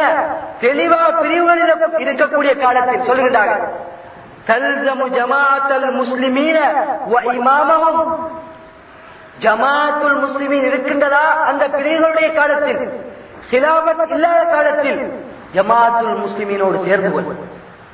இமாமும் இமாமுக்கு கட்டுப்படு, இமாம் கூறுவதை கேள், அவருக்கு பையத் செய். இமாமுடைய அந்த பையத் இல்லாமல் யார் மரணிக்கின்றாரோ ஜாஹிலிய மரணத்தை தழுவார். ஹதீஸ் உள்ளது. எனவே ஆட்சி அதிகாரம் இல்லாதவருக்கு, படைபட்டாலும் இல்லாத போதும் மிகவும் பிரிவுகள் அதிகமாக காணப்படக்கூடிய அந்த காலத்தில் வழிநடத்தக்கூடியவருக்கும் ஸல்லல்லாஹு அலைஹி வஸல்லம் அவர்கள் இமாம் என்ற சொல்லையே பயன்படுத்தியிருக்கின்றார்கள். எனவே இந்த ஹதீஸை நான் வைத்துக் கொண்டு இமாம் என்பவர் யார் தெரியுமா? அவர் பிரிவுகள் காலத்தில் மக்களை வழிநடத்தக்கூடியவருக்கு மட்டும்தான் இமாம் என்று சொல்லப்படும். இதுதான் வரைவிலக்கணம், இதுதான் தாரீஃப் என்று நான் வாதிட்டால் அது சரியா? இல்லை, ஒரு பிழையான ஒரு வாதம். இமாம் என்று சொன்னால் மக்களை வழிநடத்தக்கூடியவருக்கு சொல்லப்படும். அது ஆட்சி அதிகாரம் இருக்கவும் செய்யும், இல்லாமலும் இருக்கும். எனவே இவர்கள் சொல்லக்கூடிய இந்த வாதம் பிழையானது. எனவே இன்னமல் இமாமு ஜுன்னா என்றால் நான் கூறிய விளக்கங்கள் மூலம் உங்களுக்கு தெளிவாயிருக்கும். அது ஒரு சட்டத்தை தான் காட்டுகின்றது. யுத்தம் என்று வருகின்ற போது இமாம் எப்படி இருக்க வேண்டும் என்ற ஒரு வர்ணனையை தான் காட்டுகின்றது. எனவே இமாம் அந்த அமீருக்கு ஹிலாபத் உள்ள போதும் ஹிலாபத் இல்லாத போதும் பையத் செய்தே ஆக வேண்டும். கேடயமா இருக்கக்கூடியவருக்கு தான் பையத் செய்ய வேண்டும் என்ற வாதம் மொழி ரீதியிலும் குர்ஆன் சுன்னா ஒளியிலும் பிழையானது என்பதை நீங்கள் தெளிவாக விளங்கியிருப்பீர்கள். நான் இப்போது வாசித்து காட்டிய அந்த ஹதீஸும் தெளிவாக காட்டுகின்றது. ஜமாஅத்துல் முஸ்லிமீனையும் அதனுடைய இமாமையும் பற்றி பிடித்துக் கொள். பிரிவுகளுடைய காலத்தில் இமாம் என்றுதான் வந்திருக்கின்றது. இதுவும் ஒரு ஆதாரம். அதே போல சஹீஹ் முஸ்லிமிலே இன்னொரு ஹதீஸ் வருகின்றது. மன் மாத்த வலைஸ ஃபீ உனுகிஹி பைஅத்துன் மாத்த மீத்தத்தன் ஜாஹிலியா. எவனுடைய கழுத்தில் பைஅத் இல்லாத நிலையில் யார் மரணிக்கின்றானோ அவன் ஜாஹிலிய மரணத்தை தழுவான், ஜாஹிலிய மரணமாக மரணிப்பான். இங்கே இமாம் என்றுதான் வந்திருக்கின்றது. ஆட்சி அதிகாரம் உள்ளவருக்குத்தான் இமாம் என்று சொல்லப்பட்ட அந்த விளக்கம் பிழையானது என்பதை விளங்கியிருப்பீர்கள். இதே போல ஹாக்கிமிலே வரக்கூடிய ஒரு ஹதீஸை பாருங்கள். மன் மாத்த வலைஸ அலைஹி இமாமு ஜமா. யார் ஒரு ஜமாத்துடைய இமாம் தலைவர் இல்லாத நிலையில் மரணிக்கின்றானோ மாத்த மீத்தத்தன் ஜாஹிலியா, அவன் ஜாஹிலிய மரணத்தை தழுவான். இப்போது ஏதாவது ஒரு வழியை கையாள்வார், உடனே சொல்வார்கள் இந்த ஹதீஸ்கள் எல்லாம் லைவ். எங்களுக்கும் சொல்ல முடியும், நீங்கள் பின்பற்றிக் கொண்டிருக்கக்கூடிய எத்தனை சரியான ஹதீஸ்கள் நாங்கள் சரியாக ஏற்றுக்கொள்கின்றோம், லைவ் என்று கூற முடியும். கூறுவதல்ல எங்க பிரச்சனை. தூய்மை இருக்க வேண்டும், அதை நிரூபிக்க வேண்டும். மக்களுக்கு மத்தியில் பிழையான வாதங்களை, பிழையான கருத்துக்களை கூறி மக்களை வழிகெடுக்கின்றார்கள். இதே போல பாருங்கள், மக்காவில் ஹிலாபத் இருக்கவில்லை, ஆனால் ரசூலுல்லாஹி ஸல்லல்லாஹு அலைஹி வஸல்லம் அவர்கள் அந்த மக்களிடம் பைஅத் எடுத்தார்கள். அந்த காலத்திலே வாழ்ந்த மக்கள் ரசூலுல்லாஹி ஸல்லல்லாஹு அலைஹி வஸல்லம் அவர்களுக்கு பைஅத் செய்தார்கள். ஒரு கூட்டமாக இருந்தார்கள், ஒரு தலைவருக்கு கட்டுப்பட்டிருந்தார்கள். இது அவர்களும் ஏற்றுக்கொள்கிறார்கள். எனவே ஹிலாபத் மக்காவில் இருக்கவில்லை. அந்த மக்கள் பைஅத் செய்துதானே இருக்கின்றார்கள். ரசூலுல்லாஹி ஸல்லல்லாஹு அலைஹி வஸல்லம் அவர்கள் பைஅத் எடுத்துத்தானே இருக்கின்றார்கள். அந்த மக்காவில் நடந்த ஒரு சம்பவத்தை பாருங்கள். சஹீஹ் புகாரிலே வருகின்றது.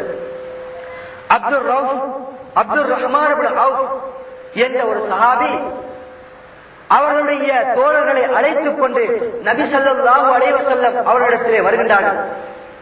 வந்து சொல்லுகின்றார்கள், அல்லாஹ்வின் தூதரே, நாங்கள் ஜாஹிலியத்திலே இருக்கின்ற போது மிக்க கண்ணியவான்களாக, ஒரு சக்தி அதிகாரம் உள்ளவர்களாக இருந்தோம்.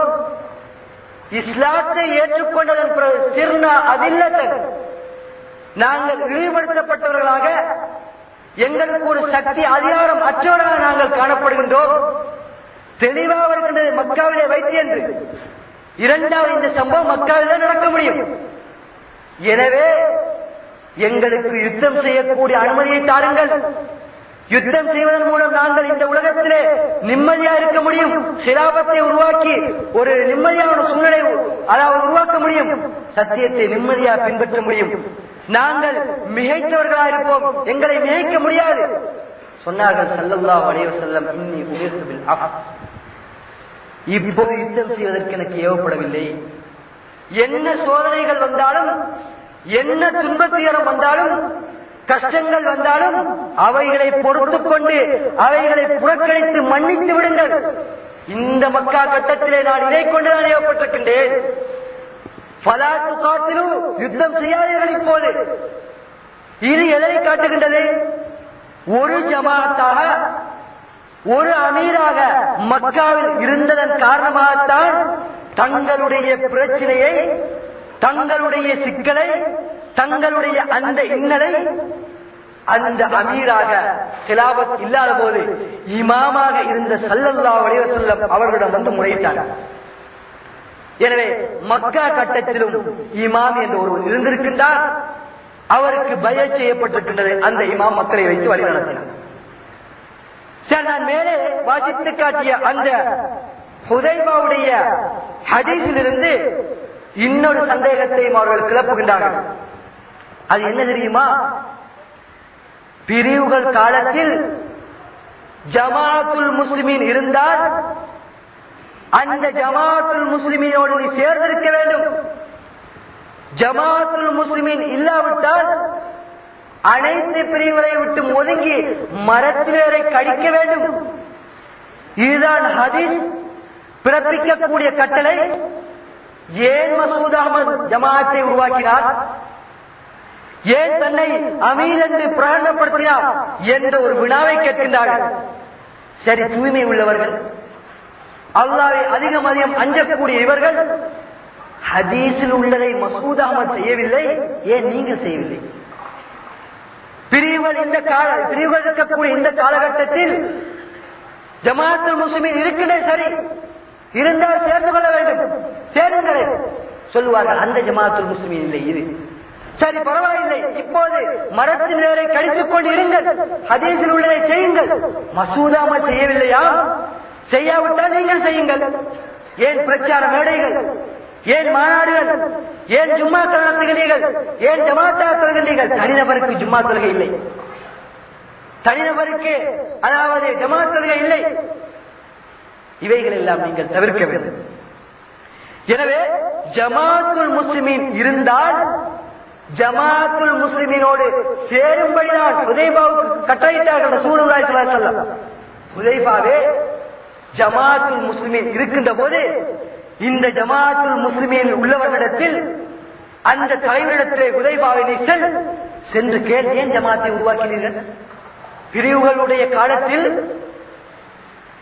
அதாவது ஒதுங்கி இருக்கும்படிதான் உங்களுக்கு கட்டளை வந்தது, ஏன் ஜமாத்தை உருவாக்கினீர்கள் என்று கேட்கும்படி ஹுதைபாவு கட்டளையிடவில்லை. ஜமாஅத்துல் முஸ்லிமீன் இருந்தால் சேரு, இல்லாவிட்டால் பிரிவுகளை விட்டு ஒதுங்கி தனியாயிரு. அப்படி என்றால் ஹுதைபாவுக்கு ரசூலுல்லாஹி ஸல்லல்லாஹு அலைஹி வஸல்லம் அவர்கள் கட்டளையிட்டிருப்பார்கள், அந்த ஜமாஅத்துல் முஸ்லிமீனிடத்திலும் இமாமிடத்திலும் சென்று கேள், ஏன் உருவாக்கினீர்கள்? அதையும் சின்னாபின்னப்படுத்தி விடு, அதையும் குழப்பி விடு என்று சொல்லவில்லை.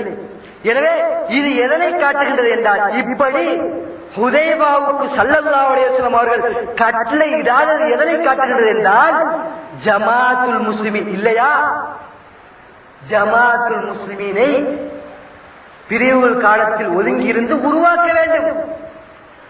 இந்த ஹதீஸ் காட்டுகின்றது. ஹுதைபாவிடத்தில் சென்று கேள் என்று சொல்லாத ஸல்லல்லாஹு அலைஹி வஸல்லம் அவர்கள் ஜமாஅத்தை உருவாக்க வேண்டும் என்ற ஒரு சட்டத்தை காட்டுகின்றது. இதனைத்தான் மஸ்ஊத் அஹ்மத் ரஹ்மத்துல்லாஹி அலைஹி நவ்வரல்லாஹு கபரா, மஸ்ஊத் அஹ்மத் ரஹ்மத்துல்லாஹி அலைஹி எங்களுடைய முன்னாள் அமீர், இந்த ஹதீஸினுடைய அடிப்படையிலும் இன்னும் 3 பேர்கள் ஒரு கிராமத்தில் ஒரு பாலைவனத்தில் இருந்தால் அமீர் என்று இருப்பது ஆகுமானது இல்லை என்று இந்த ஹதீஸின் அடிப்படையில் ஜமாஅத்தை உருவாக்கினார்கள், இமாம் என்ற ஒருவரை ஏற்படுத்தினார்கள். மேலும் ஹிலாபத்தில் தான் பைஅத், பிரிவு காலத்தில் மரத்தின் வேரை கடிக்க வேண்டும், அது மரணம் வரும் வரைக்கும் கடிக்க வேண்டும் என்றால் மரணம் வரும் வரைக்கும் கடிக்க வேண்டும் பிரிவுகள் காலத்தில். அப்படி என்றால் நான் மேலே கூறியது போன்று ஜமா தொழுகையிலே ஜும்மா கிடையாது. அது மாத்திரமல்ல, நீங்கள் கூறுகின்றீர்களே, இவர்கள் கூறுகின்றார்களே ஹிலாபத்தில் தான் பயாத், ஹிலாபத்தில் தான் ஜமாஅத், ஹிலாபத்தில் தான் இமாம் என்ற ஒருவர் இருப்பார் என்று கூறுகின்றார்களே, அந்த ஹிலாபத்தும் உருவாகாது. ஒவ்வொருவரும் மரணம் வரும் வரைக்கும் வேரை கழித்தால் எப்படி ஹிலாபத்து உருவாகும்? மரணம் வரும் வரைக்கும் அவருக்கு கட்டளை என்ன? வேரை கழிக்க வேண்டும். ஹிலாபத்தில் பையத் என்று சொல்லுகிறீர்களே, ஹிலாபத்து எப்படி உருவாகும்? சரி, வைத்துக் கொள்ளும் ஒருவர் புரட்சியின் மூலம் ஹிலாபத்தை உருவாக்க நாடுகின்றார், ஹிலாபத்தை உருவாக்க விரும்புகின்றார். சென்று மரங்களின் வேரை கழித்துக் கொண்டிருக்கக்கூடியவர்களிடம் சென்று சொல்லுகின்றார், வாருங்கள் ஹிலாபத்தை உருவாக்கும் என்று கூறினால் அவர் என்ன பதில் கூற வேண்டும் தெரியுமா? எனக்கு கட்டளை, அதாவது மரணம் வரும் வரைக்கும் மரத்தின் வேரை கடிக்கத்தான் கட்டளை, ஹிலாபத்தை உருவாக்கும்படி கட்டளை இல்லை.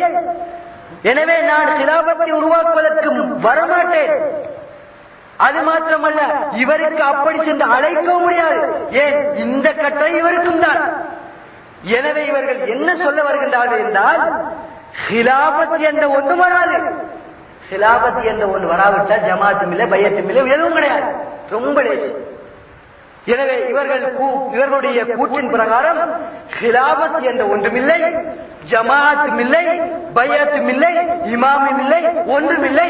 அனைவரும் சென்று வேரை கழிங்கள், மரணம் வரும் வரைக்கும் வேரை கடிங்கள், பிரச்சார மேடைகளை தவிர்த்துக் கொள்ளுங்கள், ஜும்மா நடத்தாதீர்கள். சரி, சற்று சிந்தனை பூர்வமாக நாங்கள் ஆராய்ச்சி செய்வோம், சற்று சிந்தனை பூர்வமாக நாங்கள் யோசிப்போம். ஹிலாபத் என்ற ஒன்று எப்படி வரும்? ஹிலாபத் பூமியிலிருந்து தோன்றி எடுக்கக்கூடிய ஒரு புதையலா? அதை வானத்திலிருந்து விடக்கூடிய ஒரு பொருளா? அதனை பொறுக்கி எடுப்பதற்கு உலகத்திலே எத்தனை இயக்கங்களை பார்க்கின்றோம், எத்தனையோ கூட்டங்களை நாங்கள் பார்க்கின்றோம். அந்த இயக்கம் எப்படி வளர்ச்சி அடைந்தது? அந்த கூட்டம் எப்படி வளர்ச்சி அடைந்தது? அந்த இயக்கத்தினுடைய கோரிக்கைகளை வென்றெடுக்கக்கூடிய சூழல் எப்படி உருவானது? ஆரம்பத்தில் ஒரு கூட்டமாக இருந்து அந்த தலைவர் கூறக்கூடியவைகளை கேட்டு செவிமடுப்பதன் மூலம் அவர்களுக்கு ஒரு சக்தி உருவாகியது, ஒரு பலம் உருவாகியது. அதன் பிறகு தங்களுடைய கோரிக்கைகளை நிறைவேற்றிக் கொள்ளக்கூடிய ஒரு சூழல் உருவானது. இதன் யதார்த்தம்.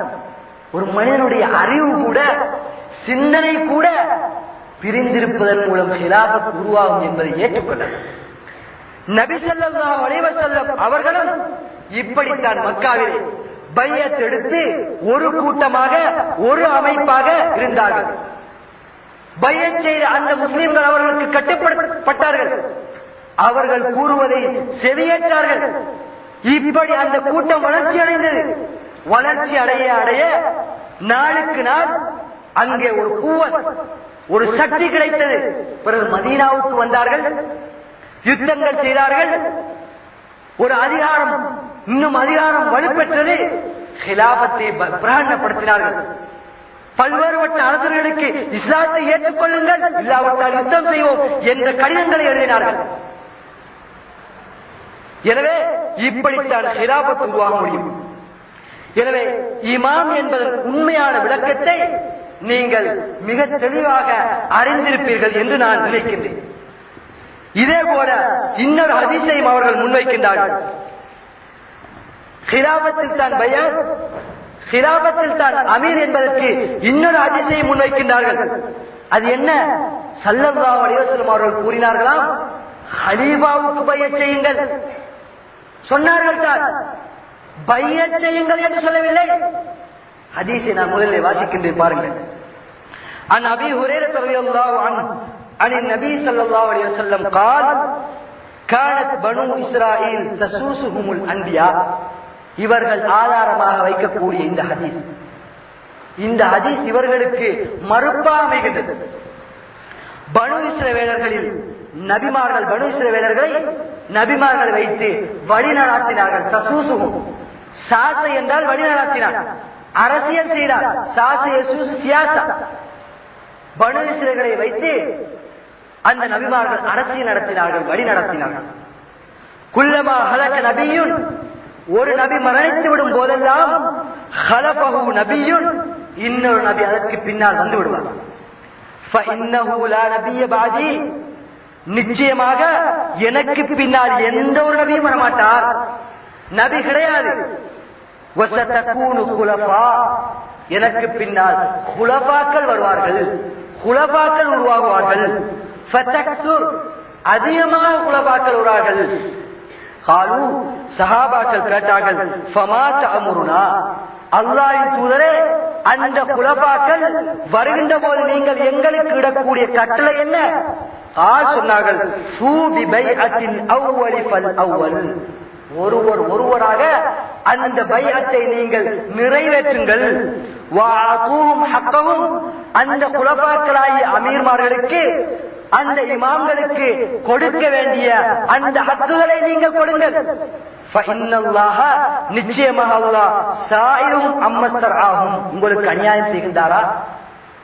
உங்களுக்கு சொத்துக்கள் தருகின்றார் இல்லையா? நீளமாக நடக்கின்றார் இல்லை? பொறுப்பை சரியாக நிறைவேற்றுகின்றார்கள் இல்லையா? இந்த குலபாக்கள், உமராக்கள், ஐமா தலைவர்கள், அல்லாஹ் அவர்களை பற்றி கேள்வி கேட்பார்.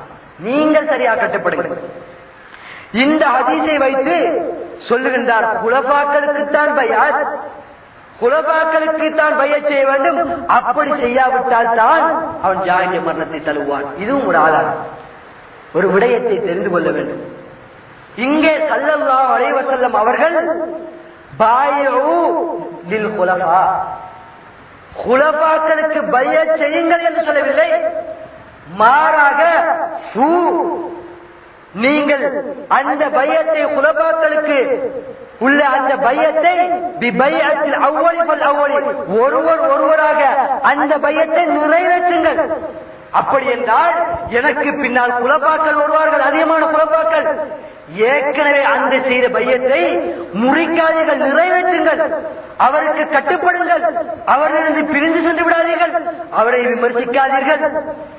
ஏற்கனவே செய்த பையத்தை நிறைவேற்றுங்கள். அந்த குலஃபாக்களுக்கு பையத் செய்யுங்கள் என்று வரவில்லை. இதற்கு என்ன காரணம்? இந்த உலகத்திலே பார்க்கின்றோம், ஒரு நாட்டின் ஜனாதிபதி, ஒரு தலைவர் நாட்டை ஆண்டு கொண்டிருக்கின்றார்.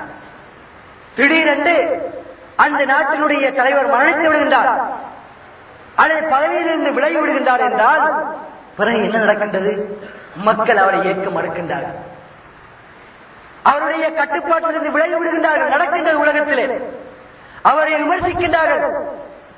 உதாரணத்துக்கு எடுத்துக்கொள்வோம், முஸ்லிம் காங்கிரஸை எடுத்துக் கொள்ளுங்கள்.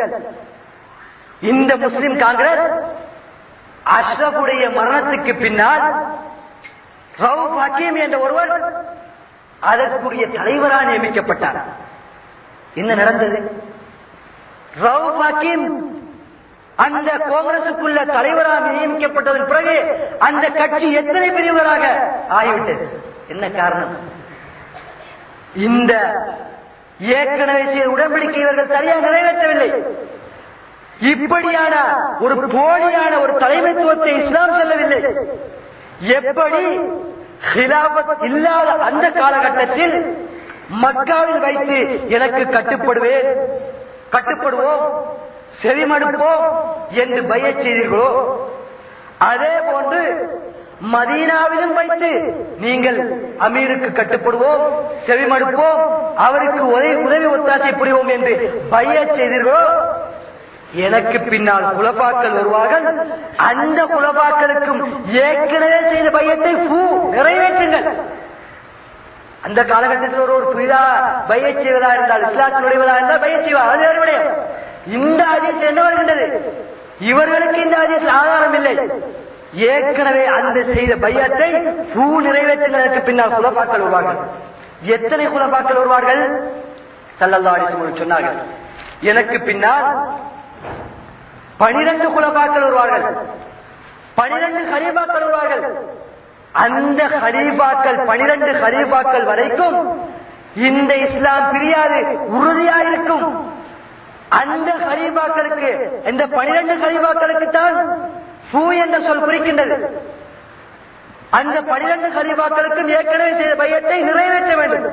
ஸல்லல்லாஹு அலைஹி வஸல்லம் அவர்கள் சொன்னார்கள், அன் ஜாபிர் இப்னு சம்ரா ரலியல்லாஹு அன்ஹு يقول لا يزال هذا الدين, இந்த மார்க்கம் அஜீஸன் மனியன், உறுதியாகவும் பலமிக்கதாகவும் பிரிவுகள் ஏற்படுத்தப்பட முடியாததாகவும் இருக்கும்.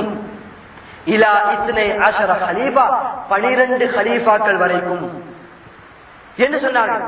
ஃபகால கலிமத்தன், பிறகு இன்னொரு வார்த்தையை சொன்னார்கள் ஸல்லல்லாஹு அலைஹி வஸல்லம் அவர்கள், ஸம்மனீஹா அன்னாஸ், இந்த ஜாபிர் இப்னு சம்ரா சொல்லுகின்றார்கள், மக்கள் அதனை அதிகமாக பேசிக் கொண்டிருப்பதன், கலைத்துக் கொண்டிருப்பதன் காரணமாக கேட்க விடாமல் ஆக்கிவிட்டார்கள். அது அந்த வார்த்தை என்னால் செய்ய முடியவில்லை.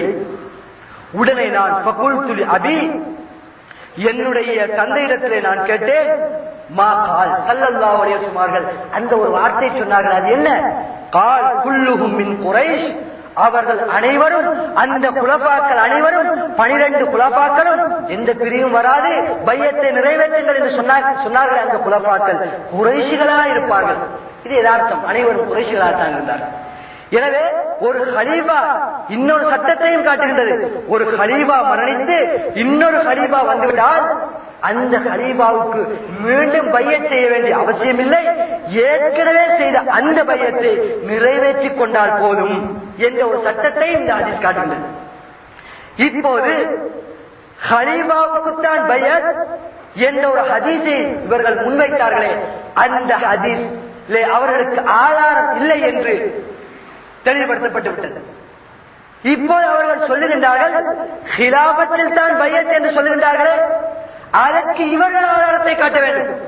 அவர்கள் வைத்த ஆதாரத்தில் உண்மை இல்லை, அது 12 கலீஃபாக்களை தான் குறிக்கின்றது. இவர்கள் காட்ட வேண்டும், ஹிலாபத்தில் அந்த அமீருக்கு பையத் செய்ய வேண்டும் என்பதற்கு ஆதாரத்தை காட்டுங்கள், ஹதீஸை காட்டுங்கள், அல் குர்ஆனிய வசனத்தை காட்ட வேண்டும். ஆனால் நாம் காட்டுவோம். எத்தனையோ ஹதீஸ்களை இதற்கு முன்னால் காட்டினோம். இதே போன்று இன்னொரு ஹதீஸையும் நான் உங்களுக்கு காட்டுகின்றேன். இது ஏற்கனவே கூறப்பட்ட ஒரு ஹதீஸ் தான். என்னவென்றால் ஸல்லல்லாஹு அலைஹி வஸல்லம் அவர்கள் சொன்னார்கள், அஸீஉ உமராஅக்கும் மஹ்மா கான், அமீர்மார்கள் எப்படிப்பட்டவர்களாக இருந்தாலும் அவர்களுக்கு நீங்கள் கட்டுப்படுங்கள். ஃபஇன் அமரூக்கும் பிஷைஇன் மிம்மா ஜிதுக்கும் பிஹி, அவர்கள் நான் உங்களுக்கு கொண்டு வந்தவைகள் இருந்து ஏதாவது ஒன்றை ஏவுவார்களேயானால் நீங்கள் கட்டுப்படுங்கள். ஃபஇன்னஹும் யுஜரூன அலைஹி, நிச்சயமாக அதற்காக அவர்களுக்கு கூலி கொடுக்கப்படும். வதுஜரூன அலைஹி, மேலும் நீங்கள் கட்டுப்படுகின்றீர்களே அதற்கு உங்களுக்கும் கூலி வழங்கப்படும். ذلكم, இதற்கு காரணம் அன்னக்கும், நிச்சயமாக நீங்கள் இதா லகீத்தும் ரப்பக்கும், உங்களுடைய ரப்பை நீங்கள் சந்தித்தால், குல்தும் நீங்கள் சொல்லுவீர்கள், அல்லாஹ்விடத்திலே சொல்லுவீர்கள், ரப்பனா எங்களுடைய ரப்பே, லா வலம் எங்களுக்கு அநியாயம் செய்யாதே, எங்களை குற்றம் பிடிக்காதே என்று நீங்கள் சொல்லுவீர்கள். இப்படி சொல்லாமல் இருக்கும் பொருட்டு அமீர்மார்களுக்கு சரியா கட்டுப்படுங்கள், எப்படிப்பட்டவர்களா இருந்தாலும் சரி. அந்த நேரத்தில் அல்லாஹ் சொல்லுவான், நாங்களும் அநியாயம் செய்ய மாட்டேன், அப்படி அநியாயக்காரன் அல்ல, கடுகளவும் அநியாயம் செய்ய மாட்டேன். ஆனால் இணை வைக்காமல் இருக்க வேண்டும். இணை வைத்தாலும் நான் உங்களுக்கு நரகத்துக்கு அனுப்புவேன், அநியாயம் அல்ல, நீங்கள் உங்களுக்கு செய்து கொண்ட அநியாயம். ஃபயகூலூன், அவர்கள் சொல்வார்கள், ரப்பனா எங்களுடைய ரப்பே, அர்சல்த இலைனா ருசுலன், எங்களுக்கு பல தூதர்களை நீ அனுப்பி வைத்தாய், ஃபாதஅனாஹும் நாங்கள் அவர்களுக்கு கட்டுப்பட்டோம், வஸ்தக்லஃப்த அலைனா குலஃபா எங்களுக்கு பல கலீஃபாக்களை நியமித்தாய், ஃபாதஅனாஹும் அந்த கலீஃபாக்களுக்கு நாங்கள் கட்டுப்பட்டோம். நிறுத்தவில்லை, இதோடு நிறுத்தவில்லை, கலீஃபாக்களுக்கு மட்டும்தான் கட்டுப்பட வேண்டும் என்று நிறுத்தவில்லை. தொடர்ந்து அவர்கள் சொல்லுகின்றார்கள், அம்மர்த அலைனா உமரா எங்களுக்கு அமீர்மார்களையே நியமித்தாய், குலபாக்களுக்கு தான் கட்டுப்பட வேண்டும் என்றால் அப்படியே நிப்பாட்டி இருக்க வேண்டும், அதோடு நிறுத்தி இருக்க வேண்டும். சொல்லுகின்றார்கள், அம்மர்த அலைனா உமரா எங்களுக்கு சில அமீர்மார்களையும் நீ நியமித்தாய், ஃபாதஅனாஹும் நாங்கள் அவர்களுக்கு கட்டுப்பட்டோம் என்று சொல்வார்கள். ஃபயகூல் அல்லாஹ் சொல்வான், சதக்தும், நீங்கள் உண்மை சொன்னீர்கள். ஹுவ அலைஹிம், அவர் பாவத்தை கொண்டு ஏவினார் என்றால் மக்களை சரியான முறையில் வழிநடத்தவில்லை என்றால் அது அவருக்கு குற்றம் கிடைக்கும். வான்தும் மின்ஹு புரா, அதிலிருந்து நீங்கள் நிரபராதி ஆகிவிடுவீர்கள் என்ற ஒரு ஹதீஸ் வருகின்றது கிதாபு சுன்னாவிலே. அல்பானி இந்த ஹதீஸை ஹசன் என்று சொல்கின்றார்கள், ஆனால் இவர்கள் லைஃப் என்று கூறுவார்கள். ஏன்? இவர்களுக்கு இந்த ஹதீஸ் பாதகமாக இருக்கு, மிகவும் சுலபம், வாய்ப்பேச்சாக மாறிவிட்டது. எனவே ஹிலாபத் இல்லாத போதும் இமாம் இருக்கின்றார், அமீருக்கு கட்டுப்பட வேண்டும், அவர் கூறக்கூடியவைகளை சிறையேற்க வேண்டும், ஜமாத்தா இருக்க வேண்டும் என்று நான் மிகவும் அழகாக விளக்கப்படுத்தினேன். உங்களுக்கு தெளிவுகள் கிடைத்திருக்கும் என்று நினைக்கிறேன். இதே போல இன்னும் சில ஹதீஸ்கள் வருகின்றது, ஆதாரம் வைக்கின்றார்கள். ஒரு கலீஃபாவுக்கு பைஅத் செய்யப்பட்டால் அதில் இரண்டாவது நபரை வெட்ட வேண்டும். அங்கே வெட்டக்கூடிய அதிகாரம் உள்ளவராக அந்த முதலாவது கலீஃபா இருக்க வேண்டும், அவருக்கு தான் பைஅத் என்ற ஒரு வாதத்தை வைக்கின்றார்கள் இந்த ஹதீஸிலிருந்து. அது அதாவது உண்மைக்கு புறம்பானது, அவர்களுக்கு ஆதாரமாக அமையக்கூடிய ஹதீஸ் அல்ல. நேரம் முடிந்துவிட்டது. இன்ஷா அல்லாஹ் இன்னொரு சந்தர்ப்பம் கிடைத்தால் அதனை விளக்கப்படுத்துவேன். எனவே சத்தியத்திலே இணைந்திருக்கக்கூடிய முஸ்லிம்கள் எச்சரிக்கையாக இருக்க வேண்டும். வழிகட்ட தலைவர்கள் வழிகெடுத்துக் கொண்டிருக்கின்றார்கள், பிழையான விளக்கங்களை கூறுகின்றார்கள். இவர்கள் முஸ்லிம்களாய் நீங்கள் உண்மையான விளக்கத்தை அதாவது தெரிந்து கொண்டு பிறகு இந்த சத்தியத்தின்பால் அழைக்க வேண்டும். மேலும் யார் யார் இந்த சத்தியத்திலே இணையவில்லையோ அவர்களுக்கு அல்லாஹ் நல்ல விளக்கத்தை கொடுக்க வேண்டும். அதன் மூலம் இந்த சத்திய இஸ்லாத்திலே நுழைந்து கொள்ள வேண்டும். அல்லாஹ் இதற்கு தௌஃபீக் செய்வானாக.